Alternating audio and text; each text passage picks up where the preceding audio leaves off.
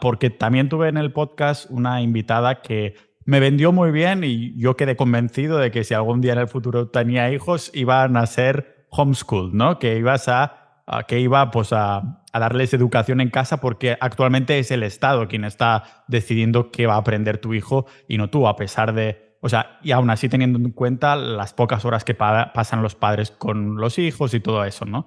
Pero yendo ahí, la educación es parte de la educación, es parte de la cultura, es una combinación de ambas cosas porque conocí un chico hace muchos años que había vivido en China y me comentaba que a no sé a qué edad, tienen que pasar como un examen de inglés o no sé cuántos y que solo pueden hacerlo como una vez en la vida y que si lo suspenden hay un montón de suicidios porque es como que literalmente su vida se ha acabado. Y ese chico, que es americano, me decía, y no los culpo porque no les dan la oportunidad de volverlo a hacer y no tienen oportunidades de trabajo y cosas así. No sé si esto también es una de estas cosas que ha cambiado, si ha cambiado el sistema educativo chino para a moldear más las personas, los chicos y las chicas, a que se vuelvan más eficientes para el país y prepararlos para un mundo que, como bien dices en tu canal también, va directamente a esa inteligencia artificial, robotización al completo y demás.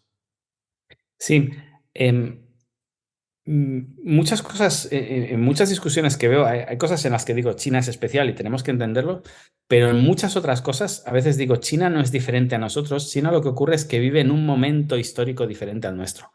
Es decir, yo, por ejemplo, mi mujer es china y a veces ella se compara con mi madre, que además mi madre es muy mayor, me tuvo muy mayor, es decir, sería para muchos de tus oyentes como su abuela.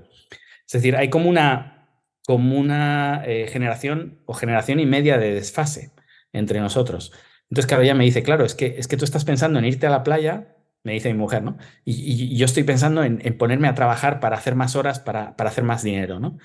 Y digo, claro, es que tú piensas como mis padres, que piensas que el ocio, irme al gimnasio, ¿cómo te vas a ir al gimnasio? Ya, si ya trabajando estás ejercitando el cuerpo, ¿no? ¿Qué vago eres para trabajar, pero en cambio te puedes ir una hora a un gimnasio, ¿no? Estas cosas que los abuelos no entendían.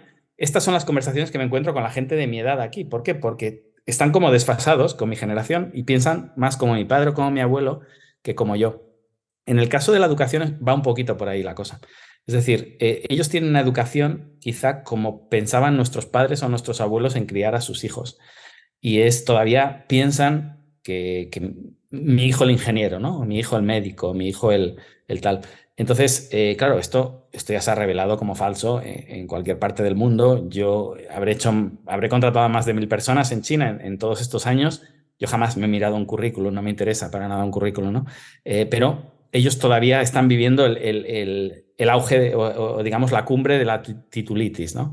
Incluso para obtener un visado en China, si tienes un máster en una de las 100 mejores universidades del mundo, pues te dan no sé cuántos puntos y entonces ya te dejan, o sea, es más fácil que te den el visado o que te den, ya hace poco salió esto de, si tienes un doctorado, directamente te dan la Green Card china, directamente, solamente presentando tu doctorado, porque siguen pensando que esa gente pues está más cualificada que eso podríamos entrar porque es así, porque a ellos les cuesta mucho medir, igual que nosotros pensamos que ellos son muy difíciles de leerlos, ellos piensan lo mismo de nosotros, esto es bidireccional, entonces como vienen muchos extranjeros a China vendiéndoles la moto, ellos no saben cómo discriminar y cómo ver quién es bueno y quién es malo, entonces dice, bueno, pues aunque sea injusto, los que tengan doctorados al menos tenemos ahí un filtro, ¿no?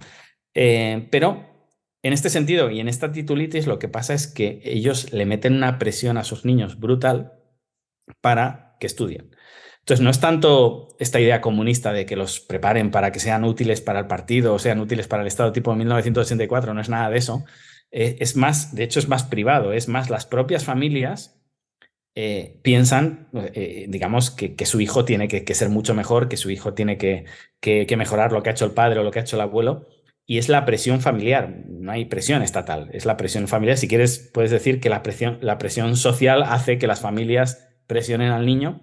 También se junta un poco con el problema de la ley del hijo único, que lo que hizo fue que 4 abuelos tuvieran 2 hijos y un nieto. Por tanto, hay 6 adultos para un solo nieto y ese nieto es la esperanza de la familia. Por eso no hay niños trabajando en fábricas. Por eso es más fácil encontrar a un niño trabajando en España que en China, literalmente. Vale. Porque los niños son un tesoro y ese niño es quien nos tiene que mantener una vez bueno, que nos retiremos o lo que sea, porque no hay un sistema social en China, al contrario de lo que nos piensan, de lo que nos cuentan, ¿no? Entonces, como no voy a tener una jubilación y voy a depender de mis descendientes, me interesa que ese niño sea una bestia. Entonces, después de clase, yo suelo decir, me gusta mucho China en el sentido autoritario con los niños, porque los niños no. Aquí no hay bandas callejeras, aquí no hay bandas que se pelean entre ellas o que hacen grafitis por las paredes, o los niños no se van después del colegio a fumarse un porro al parque. Eso no existe. No hay vandalismo, no hay nada de lo que podamos imaginar en Europa, porque los niños salen del colegio, por desgracia, y se van a piano, a gimnasia, a taekwondo, a inglés, a un tercer idioma.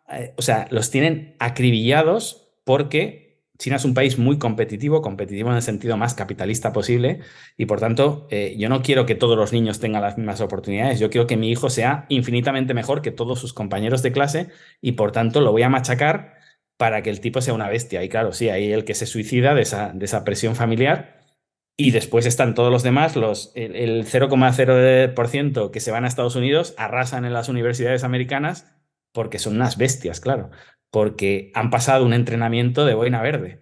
Y los tipos son, bueno, eso, animales. Después podríamos entrar en otras cosas que daría para un episodio, el tema de la educación que se basa en la memorización, que para mí es nefasto porque no les enseñan a crear, por eso no hay tantos diseñadores o arquitectos, etcétera, famosos chinos, porque sí que la idea era ingenieros, piezas sustituibles de las cadenas de producción, como nosotros, no es muy diferente esto, pero es cierto que les enseñaban memorizando en lugar de razonando, y para mí es una educación errónea, pero luego se van a Estados Unidos o se van a Europa, y nosotros que decimos, no, nosotros vamos a enseñar a razonar, vamos a enseñar a trabajar en equipo, pero después el examen que te da el título, que es para lo que ibas, es memorización pura. Claro, no tiene No te enseñan sentido. en el Eso, examen sí. a trabajar en equipo o a razonar. Entonces, ¿qué pasa? Que los chinos vienen con su sistema educativo nefasto y arrasan en nuestro sistema educativo. ¿Por qué? Porque el examen, que es al final lo que cuenta, por desgracia, se hace con el sistema que viene bien para los sistemas de aprendizaje chinos.